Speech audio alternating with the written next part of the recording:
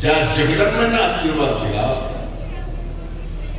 तो आशीर्वाद एवढा मोठा आहे की महाराष्ट्रात आजपर्यंत कुठल्याही मुख्यमंत्र्याला लाभला नाही. 11 वर्ष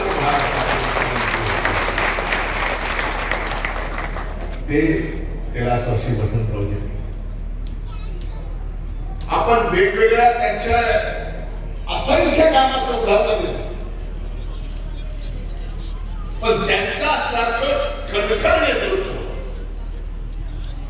या उभ्या महाराष्ट्राला नाही, देशाने सुद्धा पाहिलं नाही. कारण त्या 11 वर्षाच्या त्या दुष्काळाला सामोरं कसं जायचं,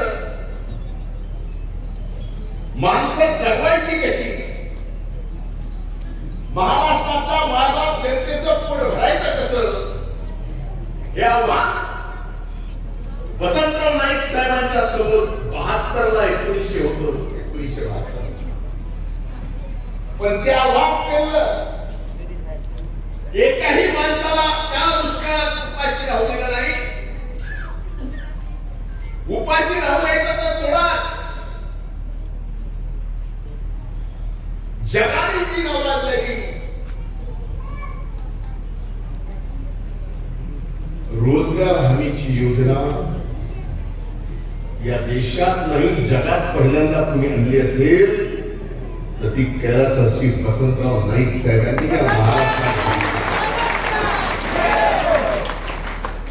आणि ज्या वेळेस त्या दुष्काळात MREGS मध्ये काम करत असताना, त्यावेळेस त्या EGS मध्ये काम करत असताना माणूस कामही करायचा, त्याच्या हाताला रोजगारही मिळत होता आणि पोटाला भाकर सुद्धा मिळत होती.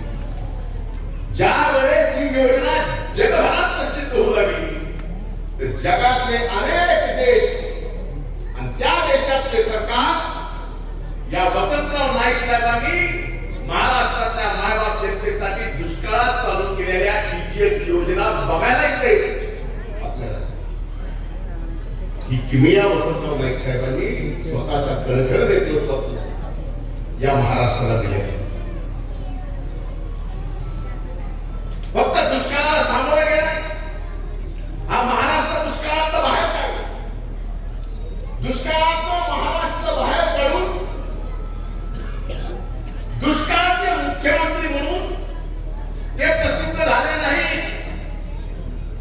त्या दुष्काळाला सामोरे गेल्यानंतर पुन्हा या महाराष्ट्रात असा भयंकर दुष्काळ आला नाही पाहिजे म्हणून हा महाराष्ट्र हरित केला.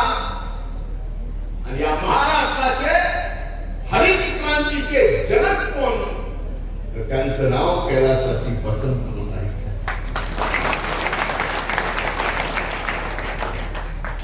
पुन्हा म्हणून अन्नधान्याचा दुष्काळ या महाराष्ट्रानं पाहिला. पाण्याचा दुष्काळ पाहिला असेल.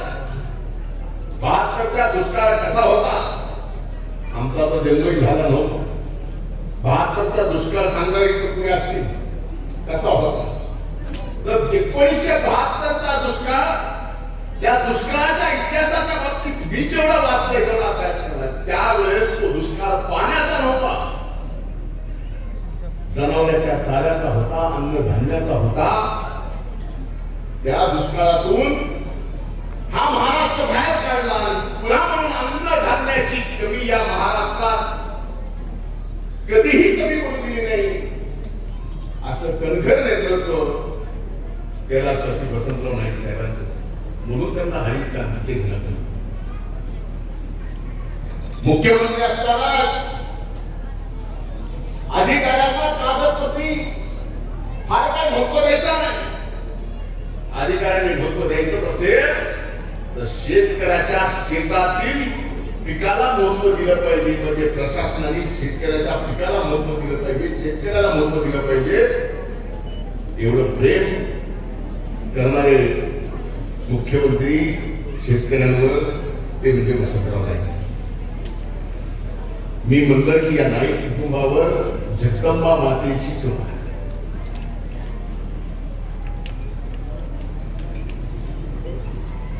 घरातले वसंतराव नाईक साहेबांनंतर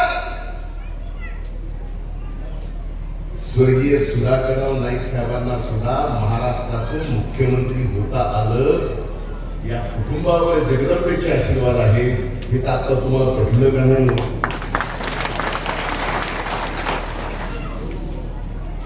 त्याच्यानंतर आदरणीय मनोहर नाईक साहेब आणि आता स्वर्गीय अजितदादांनी माझे जीवलग मित्र इंद्रनील नाईक साहेबांना या ठिकाणी महाराष्ट्रात मंत्री केले. म्हणजे किती नशीबवान घटना. बाबूसिंग महाराज, आम्ही किती नशीबवान दोघं आहोत आम्हाला माहिती, पण हे घराणे किती मोठं आहे. हा जो जगदंबेचा आशीर्वाद आहे. आज तुम्ही पूजक आहात, आम्हा दोघांना सुद्धा आशीर्वाद द्या.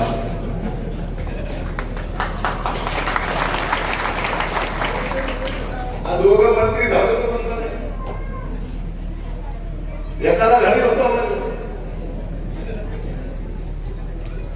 पण एक नक्की आहे, पंकजाताई असो मी असो माझ्या असंख्य सहकारी असो, पद प्रतिष्ठेपेक्षा तुमचं आणि माझं नातं हे आगळ वेगळे जे कधीच टिकू शकत नाही. पद येतील जातील, पण या बंजारा समाजाने माझ्या समाजाने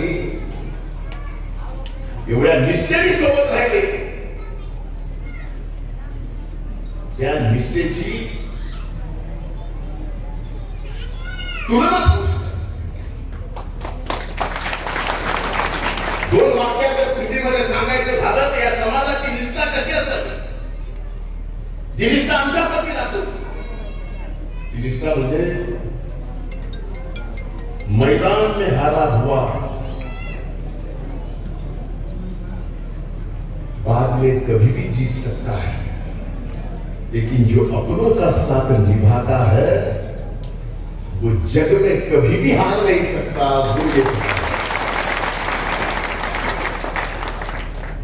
ही निष्ठा म्हणून तुमचं माझं नातं हे सांगायची गरज नाही. तुम्ही बोल आहात, आम्ही बोल आहोत.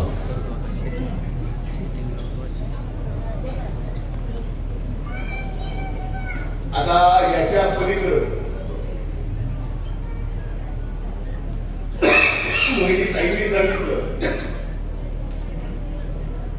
गुजरात, कर्नाटक, तेलंगणा, महाराष्ट्र,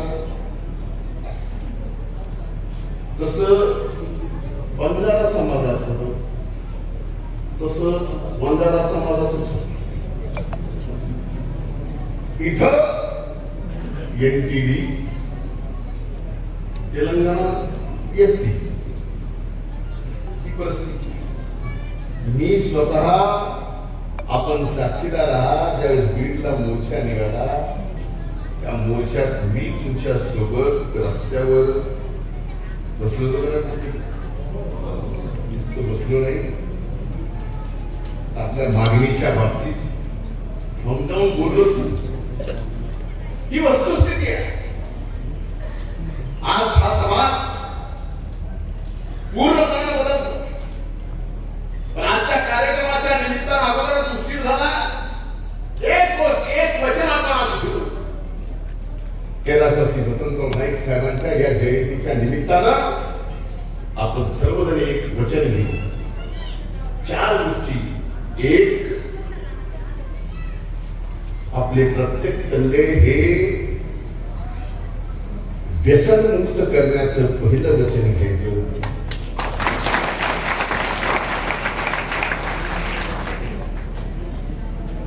दुसरं, समाजाचे जे संस्कार, संस्कृती आणि परंपरा त्याचा प्रत्येकाला हेवा वाटतो. संस्कार, संस्कृती आणि परंपरा